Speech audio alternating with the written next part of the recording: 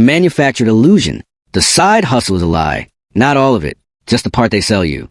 The part with the white teeth and the rented Lamborghini. You've seen the videos. Some guy on a yacht he doesn't own, telling you that you're broke because you buy coffee. You don't buy coffee. You make it at home, in a scratched plastic container that's been in your cabinet since college.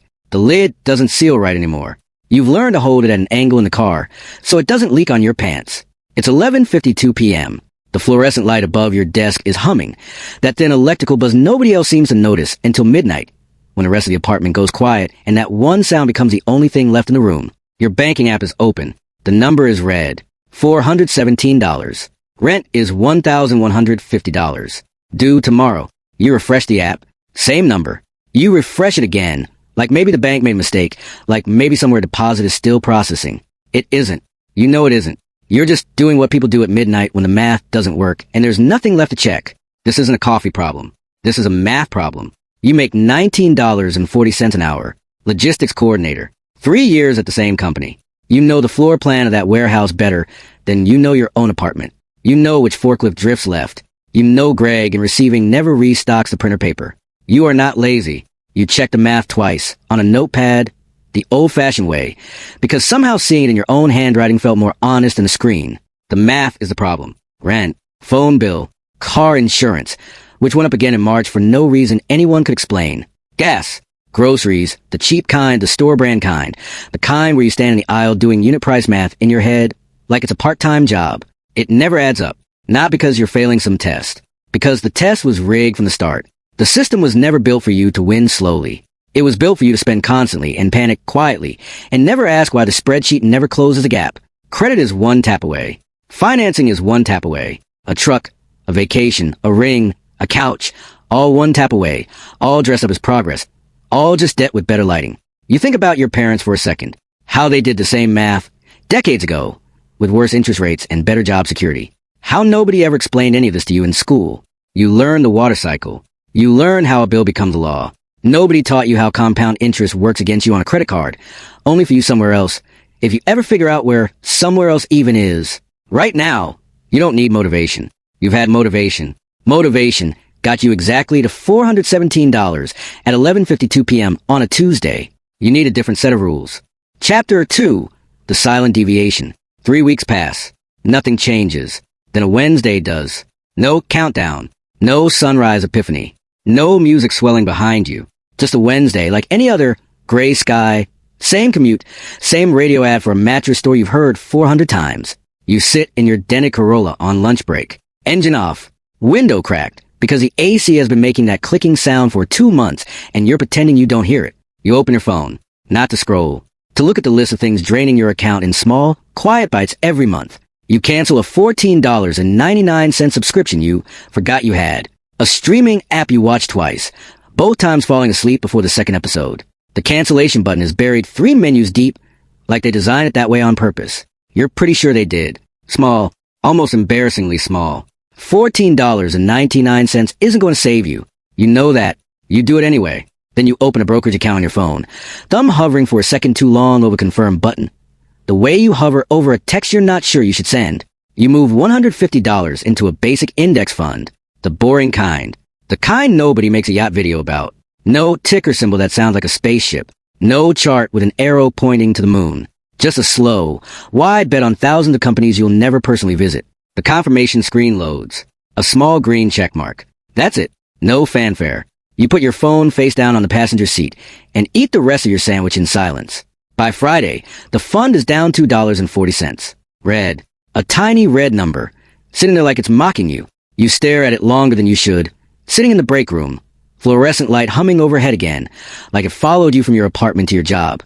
Like it's the same light everywhere you go. You just took money you don't really have, and the market said no. This is the part they never show you. The part where doing the right thing feels like getting punished for it.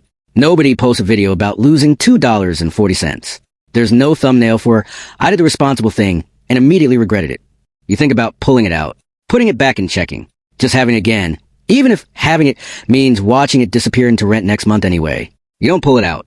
You're too tired to even feel proud of that. It's not willpower. It's just exhaustion, winning a different argument than usual. You just close the app and pack a turkey sandwich for tomorrow because the fridge is mostly empty anyway and turkey was on sale. You fold the sandwich bag the same way you always do. Crease it twice, set it in the door of the fridge. That's it. That's the whole moment. The one that, looking back, was the actual beginning. No music. No triumph. No version of this that would survive being turned into a highlight reel. Just $147.60.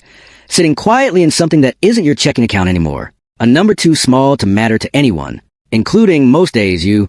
Chapter 3. The Danger Zone. Year 2 arrives without fanfare. Nobody throws you a party for showing up to the same job, doing the same drive, packing the same lunch. For the 360th day in a row, you're still in the Corolla, still the same desk, same hum from the light above you, which you've now decided is probably a bad ballast. But replacing it isn't your job, and reporting it feels like more effort than it's worth. The account sits at $4,100. You put in almost all of that yourself, dollar by dollar, Wednesday by Wednesday, the same ritual every payday. Open the app, move $150. Close the app, move on with your life like you didn't just do anything at all. Meanwhile, Priya posts from Cabo. White sand. Infinity pool. A cocktail with a little paper umbrella angled just right for photo. New friend Marcus leases a $58,000 truck and posts the keys on a leather seat with 3 flame emojis. Caption blessed. You know, factually that the truck is dead. You've seen Marcus complain about his payment in a group chat. You know the trip was financed on a car with 24% interest, because Priya mentioned it once, laughing like it was a fun fact instead of a warning. Knowing doesn't help. It still stings. Late at night, scrolling in bed, phone too close to your face, blue light keeping you up an extra 40 minutes you don't have to spare. Year 3, the account crawls to $11,000. It feels like it took forever, because it did. A market dip in spring drops it to $9,400 for 6 straight weeks. 6 weeks of opening the app and seeing a smaller number than the week before. No matter what you do, no matter how disciplined you've been, you watch $1,600 disappear on a screen that doesn't care how tired you are. The screen has no idea about your double shift last Tuesday. It has no idea you skipped getting the check engine light looked at to make this month's deposit anyway. This is the exhaustion point. The one nobody warns you about. Not a dramatic collapse. No single bad day you can point to later and say, that's when it almost ended. Just a slow, grinding question that shows up at 2 a.m. uninvited. The kind of thought that arrives right as you're almost asleep. What is this even for? You start doing the math differently now. Not the rent math. The other math. The what if I just stopped math. What if you took the $9,400, put down payment on something nice, felt good for a weekend? This is where almost everyone quits. Not because they fail. Because nothing happens for so long. Quitting starts to feel like relief. Like setting down a bag you've been carrying for 3 years, even if the bag was actually carrying you the whole time. You think about pulling it all, buying something, anything, just to feel a number move in a direction you control, instead of watching it drift around based on decisions made by people in suits you'll never meet. You don't. You're not sure why. You just don't.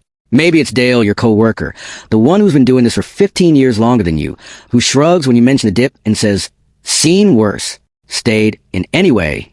Maybe it's stubbornness dressed up as patience. Maybe there's no real difference between the two. Year 4, same Corolla.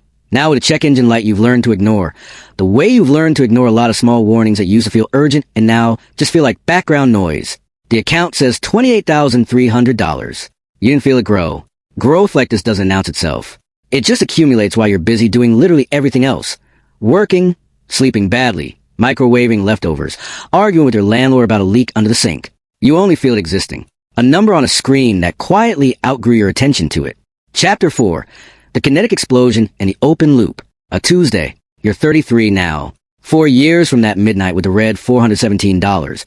Though some days it feels like 4 months, and other days it feels like an entire separate life that happened to someone elsewhere in your face. You open the app out of habit, not hope. You stopped expecting anything specific from this number a long time ago. It's just part of your routine now, like checking the weather. $2,000. The pixels are green, not red. Green, for the first time in a way that actually registers, that actually makes you stop scrolling and just look at it. You read the number twice. Then a third time, mouthing it silently, like say out loud might make it less real or more real. You're not sure which. You don't feel what you thought you'd feel. No fireworks. No relief flooding your chest the way it does in the videos.